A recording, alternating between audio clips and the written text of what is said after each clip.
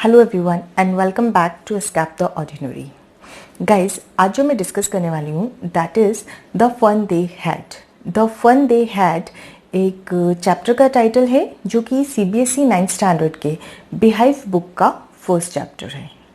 Okay, so title of the chapter is the fun they had and the author is Isaac Asimov. Isaac Asimov एक American author हैं। Okay, now the theme of the chapter की जो theme है वो एक scientific fiction है। Scientific fiction मतलब जो ऑथर हैं उन्होंने ये इमेजिन किया था, 1951 में उन्होंने इसे पब्लिश किया था और उस टाइम पे उनका इमेजिनेशन ये था कि maybe 1 or 2 centuries after जो एजुकेशन सिस्टम होगा वो कम्प्लीटली चेंज्ड होगा। मतलब उनका इमेजिनेशन ये था कि आने वाले टाइम में मे बी अगर सारे के सारे टीचर्स सिर्फ मैकेनिकल टीचर्स रह जाते हैं और ह्यूमन टीचर्स हो ही ना, तो उस समय के जो बच्चे होंगे जब उन्हें ह्यूमन टीचर्स और आज के टीचिंग पैटर्न्स के बारे में पढ़ेंगे, पता चलेगा, तो उनके क्या थॉट्स होंगे, क्या कंपैरिजंस होंगे और वो क्या कंक्लूड करेंगे। That was the imagination of author. So let's proceed. The main characters are Tommy, एक 13-year-old बॉय है जिसे कि उसके ग्रैंडफादर की बुक मिलती है, और मार्गी जिसके पास वो उस बुक को लेकर आता है, she is 11-year-old girl.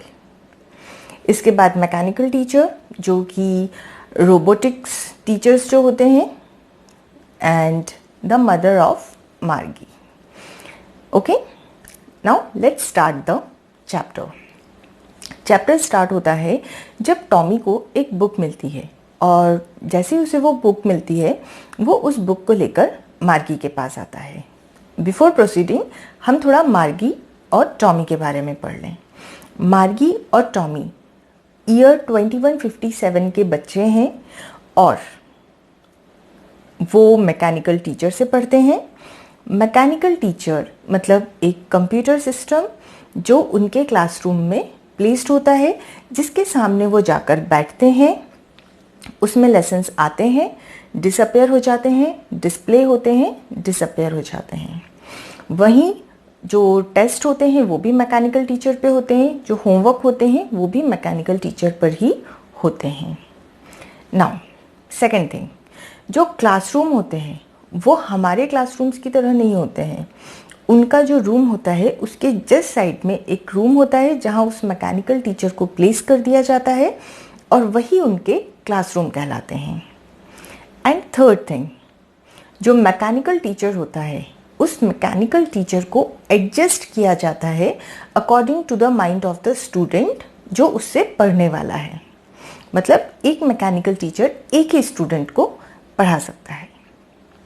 Okay, ये है टॉमी एंड मार्गी का स्टडी स्टाइल, जिस तरह से वो पढ़ते हैं। Now let's get book to the book Tommy found. Tommy को एक बुक मिली है, वो उसे लेकर मार्गी के पास गया है, और जब वो उस बुक को मार्गी के पास लेकर जाता है तो वो उस बुक को खोल के पढ़ने लगते हैं। फिर जब वो उस बुक को पढ़ते हैं तो पहले तो उन्हें कुछ फ़नी सा लगता है, क्योंकि वो जो बुक है that was talking about the schools. वो स्कूल्स के बारे में बात कर रही है, स्कूल्स पास्ट सेंचुरीज।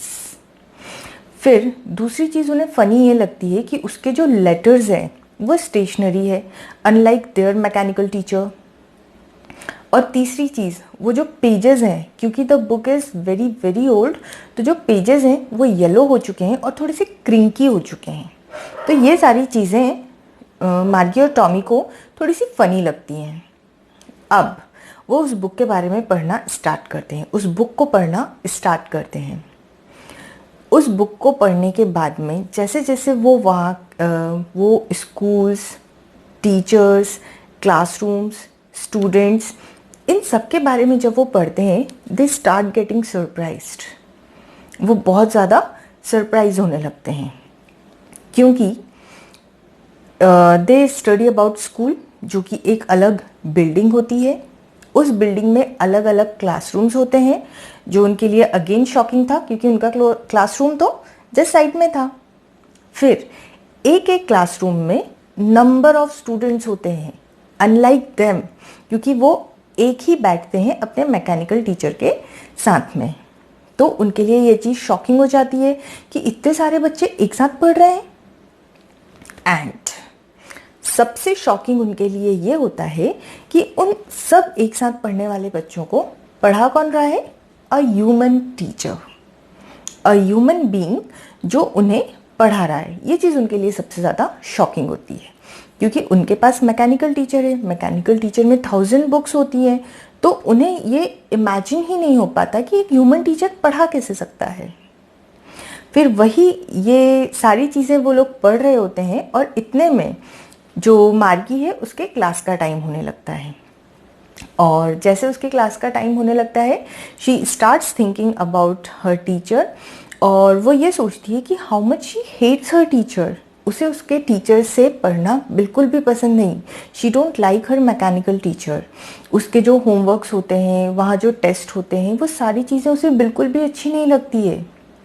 इवन एक बार ये होता है कि कुछ प्रॉब्लम, जो मैकेनिकल टीचर है मार्गी का, उसमें कुछ माइनर सी प्रॉब्लम आ जाती है। तो उसे जब रिपेयरिंग के लिए भेजा जाता है तो मार्गी हैड इवन विश्ड कि वो टीचर वापस ही ना आए, ऑल टुगेदर वो गायब हो जाए। बट हर बैड लक कि वो टीचर रिपेयर होके वापस आ जाता है, वो ठीक होता है। और इसी बीच मार्गी की मदर उसे आवाज़ देती हैं to join the classroom, and she enters the classroom.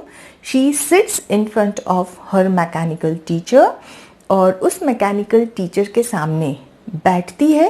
वो फिजिकली वहाँ होती है बट मेंटली उसका माइंड कहाँ पर होता है? Mentally she is in the world जो उसने उस बुक में पढ़ा है। जिस स्कूल्स, जिन क्लासरूम, जिन टीचर्स और जिन स्टूडेंट्स के बारे में पढ़ा है, वो उन्हें इमेजिन करने लगती है। और वो ये सोचती है कि वो वहाँ अकेले बैठ के पढ़ रही है, और जो पुराना समय था उसमें कैसा कैसा लगता होगा कि एक ही क्लास में एक ही एज के बहुत सारे बच्चे बैठे हुए हैं, वो सब लोग साथ में बैठे हुए हैं। फिर उसके बाद एक ही टीचर उनसे इंटरैक्टिवली उन्हें पढ़ा रहा है। और दूसरी चीज़ कि वो बच्चे पढ़ाई के साथ साथ भी दूसरी कितनी एक्टिविटी साथ में कर सकते थे। और फाइनली वो ये कंक्लूड करती है कि जो पास्ट टाइम, जो बुक में उसने जिन स्कूल्स के बारे में पढ़ा है, the students that time had the real fun while studying. Okay, so this is the story, the fun they had. I hope आप लोगों को टॉमी और मार्गी के बारे में समझ में आ गया होगा, आपको मैकेनिकल टीचर समझ में आ गया होगा, आपको स्टोरी का कंटेंट समझ में आ गया होगा, and you are able to summarize the story properly. Okay, फिर भी अगर आपको कोई डाउट होता है, you can drop your doubt, you can drop your comments in the comment section, and don't forget to like, share and subscribe Escape the Ordinary. Bye bye, take care.